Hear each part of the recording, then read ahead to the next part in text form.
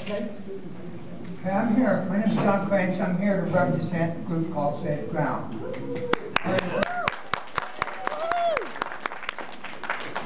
Our interest is in trying to represent the interest of the homeless. Now, the way the homeless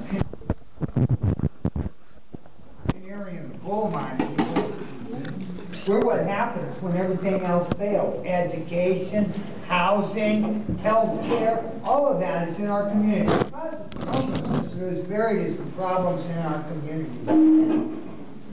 And yet most of these laws, like anti-camping laws, anti-loitering laws, all of these things are indirectly at the homeless. Yeah. Why is this?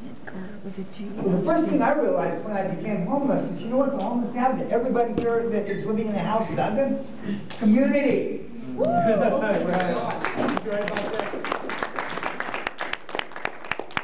not have the option of hiding behind a wall and looking at that little box of butts and lights in the corner of the room. Yeah. They have to talk to each other.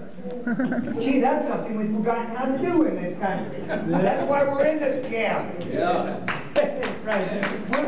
Very few people tell us what's real. Does anybody believe they even know what's real? Does anybody believe that they are right? Would everybody turn to their right and shake the hand of the person next to them, please? All right. All right.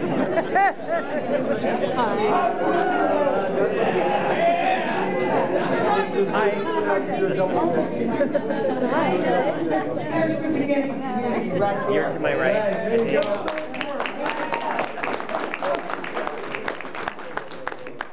The homeless have become invisible. Yep. People walk down the street and shield their eyes so they don't have to look at them. Isn't that scary? Shameful. You know, the people that I have met that are homeless on the Occupy lawn down there have truly amazed me with some of the things that they have experienced. And the courage which they've shown just standing up against City Hall and saying, we're going to stand here. There you go. I think that this is very impressive to me, and I'm very happy to see people willing to do that. Safe Ground started out in a very similar situation. We stood on Martin Maron's property and said, prove to us this camping law is illegal. So they arrested us all. So we came right back to the same spot and said, guess what? We still don't have a place to go. The arrests solved nothing, just like all of the arrests that are being done now and all the camping tickets. It's costing us a fortune that we could be using to solve these problems instead of trying to protect the image of a bunch of politicians that just do not care about their people.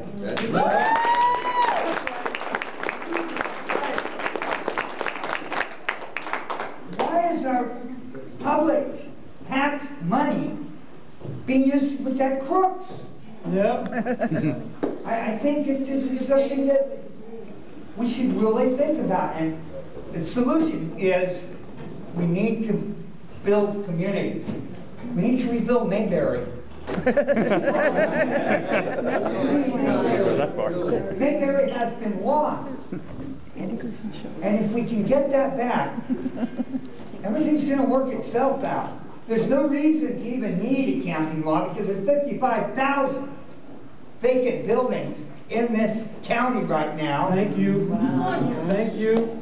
And there's probably, what, 10,000 homeless, depending on who you listen to. Right. Yes.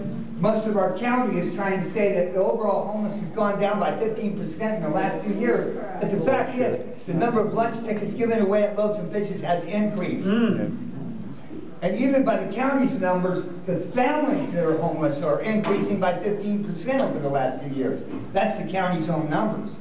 And this is really sad because the families are the future. That's the place we need to look to find real solutions on the long term. It's in the family. To build a community, we first must build our families. And frankly, most people in this country right now know more about what's going on a television sitcom family than they do in their own family. This is scary. He called me this morning. We need to talk to our children, and we need to talk to our neighbors, and we need to form consensus. And we need safe ground. This is what makes it wonderful.